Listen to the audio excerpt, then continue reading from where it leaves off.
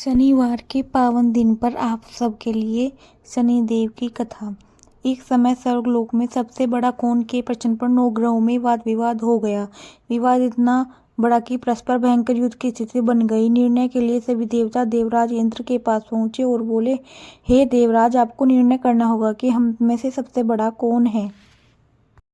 देवताओं का प्रश्न सुनकर देवराज इंद्र उलझन में पड़ गए। इंद्र बोले, मैं इस प्रश्न का उत्तर देने में असमर्थ हूँ।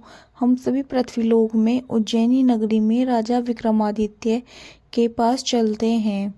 देवराज इंद्र सभी देवता उज्जैनी नगरी पहुंचे। महल में पहुंचकर सब देवताओं ने उनसे अपना प्रश्न पूछा तो राजा विक्रमादित्य भी कुछ देर के लिए परेशान हो उठे, क्योंकि सभी देवता अपनी अपनी शक्तियों के कारण महान थे। किसी को भी छोटा या बड़ा कह देने से उनके क्रोध के प्रकोप से भयंकर हानि पहुंच सकती थी। अचानक राजा विक्रमादित्य को एक उपाय सूझा और उन्होंने विभिन्न धातुओं स्वर्ण, रजत, कांसा, ताम्र, सीसा, रांगा, जस्ता, अभ्रक व लोहे के 9 आसन बनवाए। धातुओं के गुणों के अनुसार सभी आसनों को एक दूसरे के पीछे रखवाकर उन्होंने देवताओं को अपने अपने सिंहासन पर बैठने को कहा। देवताओं के बैठने के बाद राजा विक्रमादित्य ने कहा, आपका निर्णय तो स्वयं हो गया। जो सबसे पहले सिंहासन पर विराजमान है वही सबसे बड़ा है। राजा विक्रमादित्य के निर्णय को सुनकर शनि देवता ने सबसे पीछे आसन पर बैठने के कारण अपने को छोटा जानकर क्रोधित होकर कहा, राजा विक्रमादित्य, तुमने मुझे सबसे पीछे बैठाकर मेरा अपमान किया है। तुम मेरी शक्तियों से परिचित नहीं हो। मैं तुम्हारा सर्वनाश कर दूंगा। शनि ने कहा, सूर्य एक राशि पर 1 महीने, चंद्रमा 2.25 दिन, मंगल 1.5 महीने, बुध और शुक्र 1 महीने, बृहस्पति 13 महीने रहते हैं, लेकिन मैं किसी राशि पर 7.5 वर्ष तक रहता हूँ। बड़े बड़े देवताओं को मैंने अपने प्रकोप से पीड़ित किया है। राम को 7.5 के कारण ही वन में जाकर रहना पड़ा और रावण को 7.5 के कारण ही युद्ध में मृत्यु का शिकार बनना पड़ा। राजा, अब तू मेरे प्रकोप से नहीं बच सकता।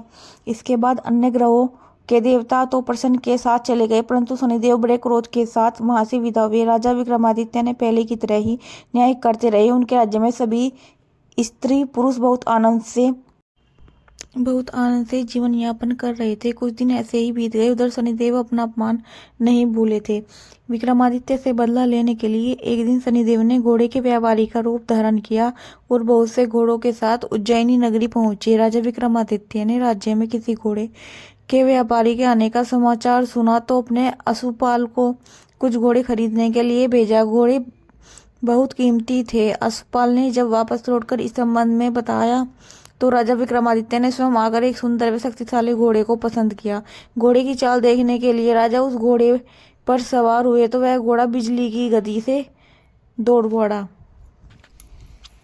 तेजी से दौड़ता घोड़ा राजा को दूर एक जंगल में ले गया और फिर राजा को वहां गिराकर जंगल में कहीं गायब हो गया। राजा अपने नगर को लौटने के लिए जंगल में भटकने लगे, लेकिन उन्हें लौटने का कोई रास्ता नहीं मिला। राजा को भूख प्यास लगाई। बहुत घूमने पर उसे एक चरवाहा मिला। राजा ने उससे पानी मांगा। पानी पीकर राजा ने उस चरवाहे को अपनी अंगूठी दे दी। फिर उससे रास्ता पूछकर वह जंगल से निकलकर पास के नगर में पहुंचा। राजा ने एक सेठ की दुकान पर बैठकर कुछ देर आराम किया। उस सेठ ने राजा से बातचीत की तो राजा ने उसे बताया कि मैं उज्जैनी नगरी से आया हूँ। राजा के कुछ देर दुकान पर बैठने से सेठ जी की बिक्री बहुत ज्यादा हुई। सेठ ने राजा को बहुत भाग्यवान समझा और खुश होकर उसे अपने घर भेजने के लिए भोजन के लिए ले गया। सेठ के घर में सोने का एक हार खूंटी पर टंगा हुआ था। राजा को उस कमरे में छोड़कर सेठ कुछ देर के लिए बाहर गया। तभी एक आश्चर्यजनक घटना घटी। राजा के देखते देखते सोने के उस हार को खूंटी निकल गई। सेठ के कमरे में लौटकर हार को गायब देखा तो चोरी का संदेह राजा पर ही किया, क्योंकि उस कमरे में राजा ही अकेला बैठा था।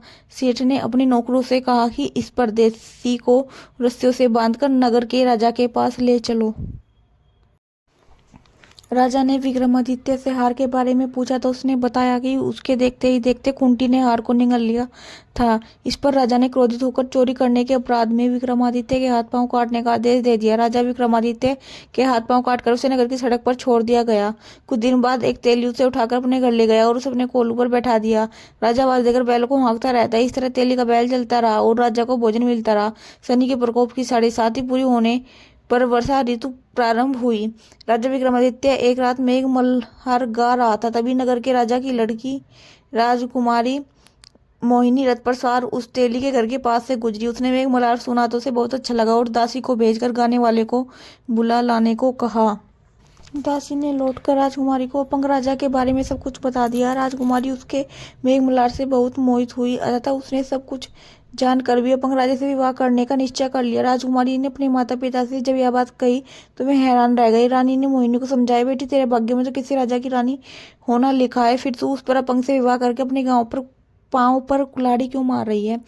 राजकुमारी ने अपनी जिद नहीं छोड़ी। अपनी जिद पूरी करने के लिए उसने भोजन करना छोड़ दिया और प्राण त्याग देने का निश्चय कर लिया।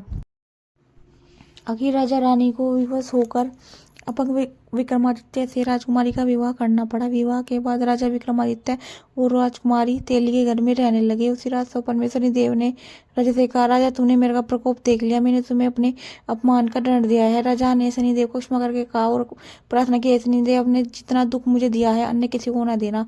शनिदेव ने कुछ सोचकर कहा, राजा मैं तुम्हारी प्रार्थना स्वीकार करता हूँ।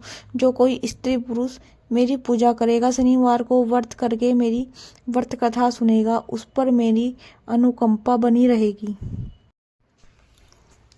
प्रातःकाल राजा विक्रमादित्य की नींद खुली तो अपने हाथ पांव देखकर राजा को बहुत खुशी हुई। उसने मन ही मन शनिदेव को प्रणाम किया। राजकुमारी भी राजा के हाथ पांव से सलामत देखकर आश्चर्य में डूब गई। तब राजा विक्रमादित्य ने अपना परिचय देते हुए शनिदेव के प्रकोप की सारी कहानी सुनाई। सेठ को जब इस बात का पता चला तो दौड़ता हुआ तेली के घर पहुंचा और राजा के चरणों में गिरकर अक्षमा मांगने लगा।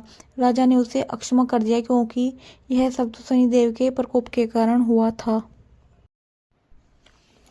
सेठ राजा को अपने घर ले गया और उसे भोजन कराया। भोजन करते समय वहां एक आश्चर्यजनक घटना घटी।